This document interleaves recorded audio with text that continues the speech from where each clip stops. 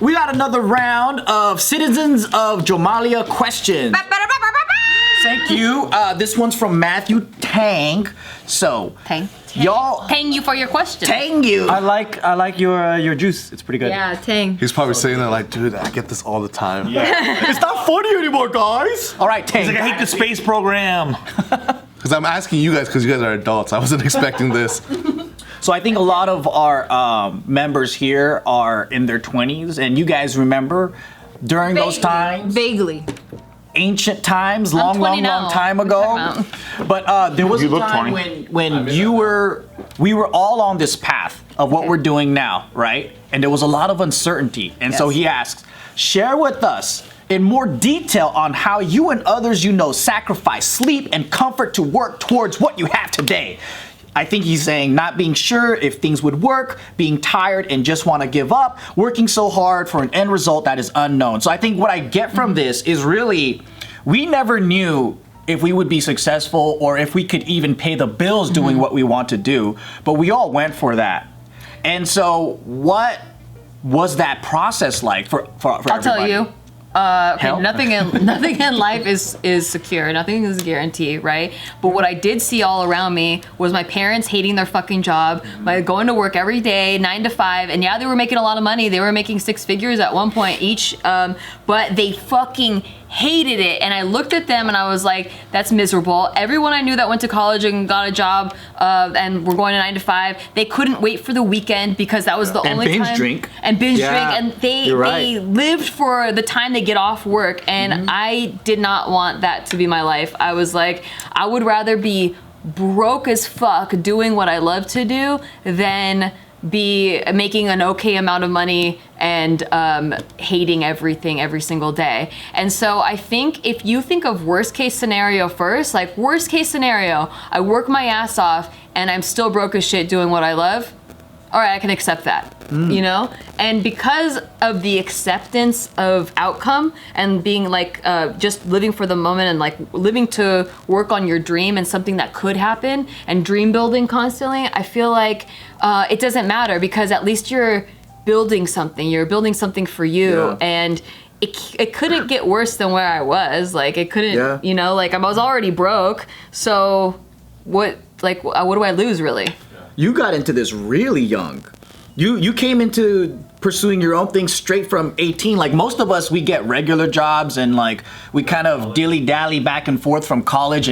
But you went from like 18, 19. No dilly-dally. No dilly-dallying. Straight to filming, doing shit you want to do. It's funny because then I feel like, oh, the imposter syndrome hits me. Right. But then it's just like, yeah, I mean, I think I just knew what I wanted and I was just like, already wanting to get into film and stuff like that at a young age, and going to college I was like, this isn't gonna help me, this isn't what I need to do. You didn't have doubt though? Smart, at 19, 18? You're super scared, you're like this, that. I had to like convince my parents like, yeah, I'm moving to LA for school, you know. Oh, you lied to them? No, they knew like why I was coming out here, but I was telling them once I get out here I'm gonna sign up for school and stuff. But I don't know, for me it was just like there was stuff that I wanted to do. I got luckily that I knew how to do certain things, and also other people that needed it were also people that I could learn from. And then from there, I just kept working. And then that's where I feel like it helped, because now I just listen to the people that I trust. So it sounds like you networked first, got yourself into an area that can provide you jobs or whatever. Because I think one of my biggest like insecurities was networking, because I was like super introvert. I couldn't talk to people. But like everyone that I ever wanted to work with and like I was a huge fan of, and even like if they were like somewhere where they're just getting constantly like harassed by fans, or not, just fans are coming up to them, I'll come up to them and for some reason they'll be like, yo, what's your number? Let's talk, let's do this. And then so without being a hot groupie, you weren't thirsty, you were chill. How did you get in as someone? I treat them like regular people. Yeah. Because you're really good at that. And you know a lot of fucking famous ass people. Yeah. And I never felt the thirst on you, but I do know that you were a mega fan. Yeah. I mean, it was just like, it was normal, but I think like, maybe it was because I also came from where it was easier, where like I started working with people that were a lot older, like 4 or 5 years older, like was still young, like all our old friends. Yeah.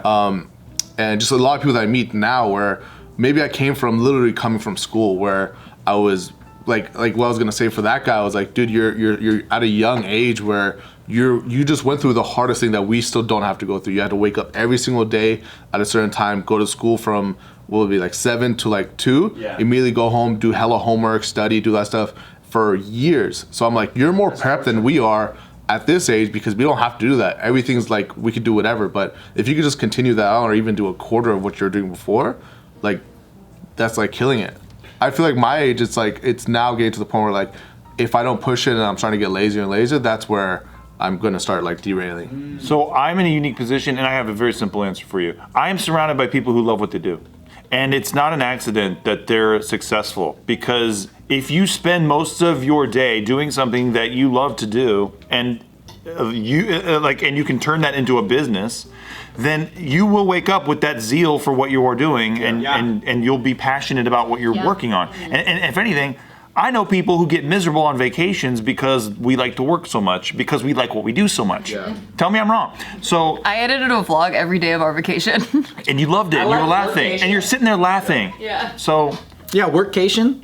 I think you also don't have to like ignore the moments where you're working at something and it's not fun at the time. You know what I mean? Because a lot of times I think when we talk about like these dreams and these goals, it's like, oh, we're gonna pursue our passions. It's gonna be amazing all the time, and it's not necessarily the case. If you have this big goal, you can still do all these little things in which it's not gonna be fun, but if you keep in mind what it is you wanna do and where you wanna be, it's still gonna be okay along the way. Sacrifice. I feel like the sacrifices are the things that stop a lot of people. Like for most of my 20s, I did not go out. I did not party. And I don't like going out, so I mean that worked in my favor. But like I didn't. When everyone's out drinking and having fun, I was working on my dream. I was going to work during the day and then working on my dream at night.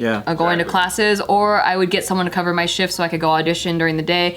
And all of my spare time was spent working on the craft, rather than going out and drinking. And that's, I think, something that people that didn't do that in their 20s kind of regret later if they had a dream and they didn't use that time to work on it. You guys are so sophisticated, because like my shit wasn't that sophisticated as you guys. Like for me it was more like there was a set path that I was told I needed to go down, and I always just, like my whole life I always felt like I didn't really belong in every aspect of it. So then I do the 9-to-5 thing and then I'm completely miserable. And I'm like fucking reckless with it, because the only thing I knew, kind of like you, where you're like, well, what's the worst case scenario? I get kicked out, or I guess death would probably be the worst, obviously. But I'm like, I think if I have money to feed myself, I think I should be fine, because I didn't have anything to really I needed to take care of. So I just secured money, and then at that point I'm like, fuck it, let's just let it ride. And I didn't know if it was gonna go anywhere. I didn't know anything other than this is fun. And I want to do what's fun. And it was very stressful, because it's like, it's still work. You're still working towards something. You're still trying to accomplish things. And that's always hard. But the type of stress that you get when you're doing something that you love is like, it's still stress and it's still fucked up, but it's like a different type of fuck up. Like it's not that heavy. Would you say that you were money motivated primarily? No, I wasn't at all. Because I was really poor. Oh, okay. Like, before I had quit my job, like I was really financially safe, and I was getting quarterly bonuses, and I was like making really good money. And then I was like really fucking poor, where I was like negative in my account all the fucking time. You started withdrawing from your 401k just to make ends meet. Yeah, and I was so poor, but I was so happy, and I think that's what kind of motivated the whole thing. Where I'm like, I don't know where I'm going, but I'm having such a fucking blast that let's just ride it out. I think the social support helped all of us in JK. Because if you're doing this alone and all of your friends are going to the movies, because I've always been good at throwing away friends and finding new ones. I have bad FOMO. Well, not recently, but I was really bad at that. What do you mean? Oh, like you wanted to be with your friends and stuff. Yeah, but if you're surrounded by people who are, like Steve said, you're focused on the same things and you love what you do, and you both have fun creating together, then it's kind of like, oh, that's how me and Bart got closer, because we would make sketches while everyone else wanted to just drink and waste time. Well, it's the law of averages too. So Yeah. you become the average of the 5 people that you spend the most time with, both all with income, with the way that you run your life, like even the way you start talking is like You absorb it like a sponge. Exactly. Yeah. For me, it was like a definite mixture of like all you guys, because then I was told like from a young age you have to do this, go to school, become a doctor, whatever, and I also told like don't make your passion a career because you're gonna end up hating it. Which That advice usually comes from people who didn't do successful in life. didn't. Because they were scared. And misery loves company too. Yeah, and they want their reality confirmed. I wasn't really surrounded by like what'd you say about like being surrounded by people that were doing what they loved? Yeah. For me, I just saw that online, and I knew that was a possibility. And then for me, I was just like, hey, there's actors, there's all these people that are actually doing it. I was like, why can't I? And then I was just like, no, but that's what I want. That's what makes me happy. So I was like, okay, that's what I'm gonna focus my time on. I just know for me, it's like, and I tell my friends, I'm like, hey, if you want to do it, just YouTube, look at online classes, do whatever you need to take to learn, but start. Yeah. But I feel like people are like, nah, Action is the enemy of fear. Yeah. I think when people are asking this question, it's because they're not starting or they're too in their heads. Because when I hear, is it going to be worth it? Is it going to be a waste of time? What if I do all these years of work and I never become successful? Focusing on the how. They're lining up the perfect shot too. Like you they're could never thinking line up way the too perfect much. shot. And you're thinking too much about the success part or like the like image part of it rather than the like Well, and the failure part of it, really. yeah. Or they're thinking too much on like, am I wasting my time here? You want to guarantee. Right. There's no guarantees. And I would say, look at really why you're doing it, because that sounds like you want the freedom, you want the lifestyle, you want the fame or whatever. You might not be motivated for the right reasons, because it's kind of like that grass is greener effect, right? Because I remember a lot of my coworkers at the time, when they were seeing me film and doing all this stuff, they were like, oh yeah, I want to open up a YouTube channel and just get away from all this. And I was like, that just sounds like escapism. And I think sometimes people don't realize that when you go into work for yourself, you actually work more and you don't get a break. So if you want a thing that's like, you're just chilling, 9-to-5s are great because you could balance it. Yeah. You cut off your mind after work. You have time to build relationships and do all kinds of other shit. So if you want that freedom, sometimes a 9-to-5 is better for that lifestyle. You don't go into doing business for yourself and doing all this stuff if you want freedom. This is the opposite of freedom. I had a girlfriend's dad tell me to not write because I'll never make it, and that I won't be able. LA's a racket because he failed in LA and he was trying to be an actor and he fucked up. So don't even bother. It's too hard. And then he's like, I'm a business person. What you need to do is make a business plan, and if you can't fill your business plan and say how you're gonna make money and all this shit, then fucking scrap it and move on to something else. And that is the enemy of where we all got, right? Because every time I filmed a video or did anything, like I never knew where the money was coming from. I never knew where it was gonna how it was gonna work. And my parents would be like, "How is this stuff gonna work? You post a video on YouTube or whatever."